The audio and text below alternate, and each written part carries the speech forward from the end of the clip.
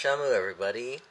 This is a video long overdue. So many things keep grabbing my time, grabbing my attention, grabbing this, grabbing that. There's been a whole arc between when I last did one of these and now.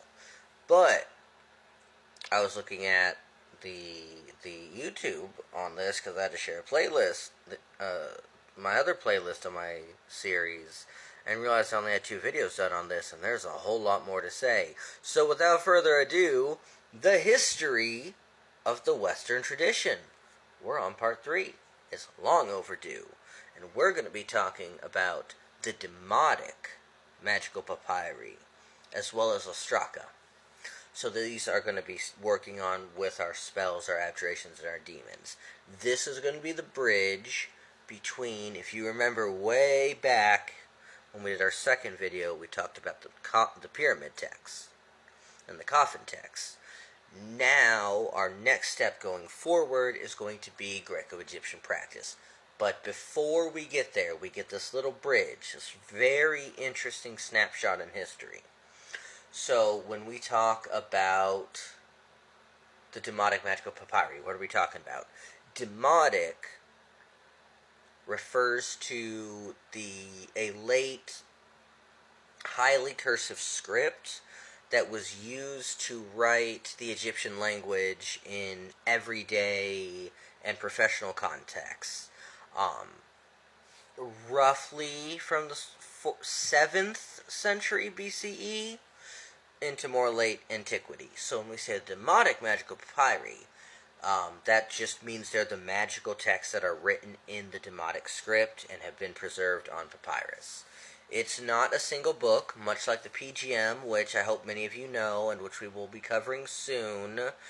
They're not a single book, they're a category of surviving manuscripts that we have.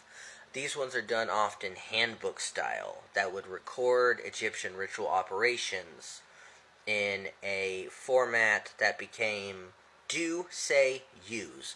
So it was instructions with a spoken formulae and a materia. So do, say, use format. This is something that we will see going forward as a large shaper in how these handbooks work. This also includes the Leiden magical papyri, which is writecraft, which is done in this operational and transmissible form. We also are looking at ostrakhan. What is an ostrakhan? An ostrakhan is a piece of broken pottery, sometimes a limestone flake, that's reused as a writing surface in antiquity. So if your vase broke, you could then write a spell. It was an alternative to papyrus when you were doing like shorter text, notes, drafts, a quick margin in the scribble in the margin of a ledger, letters, quick copies. So that's an ostrakhan, plural being ostraka. So ostraka show that a lot of our magic and ritual writing don't only exist in the formal book culture, but we see it in quick copy formats, field use writing, these kind of things. The Demotic magical papyri and the Demotic ostraka preserve a large chunk of Egyptian ritual operation. As we discussed, this is a direct bridge between the old Egyptian spell traditions and the PGM. And we start to form the structural DNA. Do X thing, say Y thing, write Z thing. The later grimoires add on, at time T, using materia M. So when we look at the Demotic Ostrakhan, we look at the London Leiden Demotic Papyrus, this is described even in scholarly stuff as closely connected. And so what do we inherit? What do we get from this besides the formula? We get the model. We get an idea of turning material writings to not be descriptive but be material and operative. And they combine, as we discussed with the pyramid text, the handbook plus text object format that's going to go directly into the PGM. From there, that's going to go into our wider Mediterranean grammar of adjuration. That's going to come into our name list, where we recite names in a hierarchical way to reach what we're doing. It's going to show up in our amulets. This is where we also start to talk a lot about like secrecy discipline, the operational rubrics that we get from medieval and modern grimoires will inherit this do X, say Y, write Z. And the Demotic Papyri gives us this very interesting bridge glimpse, because when we look at the Ostracon, right, an Ostracon might be no bigger than my fist. It's not a lot of room, and so things that would be scribbled on there would have a lot of the fat cut away from the meat. So we would say, it would be like, alright, just a reminder to me, say this part, do this part, this is the material. And so we would get the Cliff Notes versions of lots of different rituals here that were being used.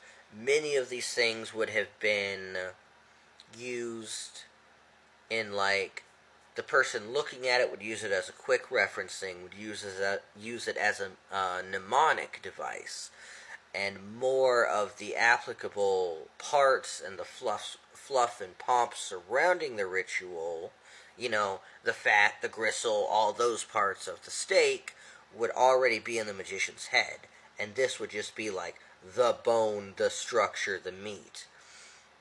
So we're able to see in quick snippets what at a bare bones this ritual did, this ritual did, this ritual did, and this ritual did, and get those all off of one piece of broken pottery. What one vase is turned into 4 or 5 ostraca, where the magician's like, notate, notate, notate. So we see a lot of direct operative writing, and we also see a lot of correspondence, because you will get a piece that just says, this time of day, this working. This time of day, this working. This herb, this working. Because they were quick reference Cliff Notes. Basically, we get a giant collection, not only of formulas that are being used in the 7th century, but we get an abundance of ostraca that are Cliff Notes for us to be able to see where later writings such as the PGM or Agrippa will fill in these. We can see roots right here, because when you don't have time to write a lot of the fluff, and you don't have time to write the fat and the seasonings and everything, you get the bare stuff. And so we get a very objective, honed-in version of many of these rituals to see what explicitly was the rituals concerned about. What was magic in Egypt at this time concerned with. So it's a very interesting, it's a small brief snapshot, and it's from small brief objects, but it is an important step and a very interesting step. Anybody interested more in the idea of the Demotic Papyri should check out copies of the London Leiden Demotic Papyrus. And that's it for me tonight. We're going to get back onto this. May your ancestors bring you the sweetest of portents. May you all have the most wonderful of dreams. May you all stay warm or stay cool wherever you are. And may you all stay safe. Shamu.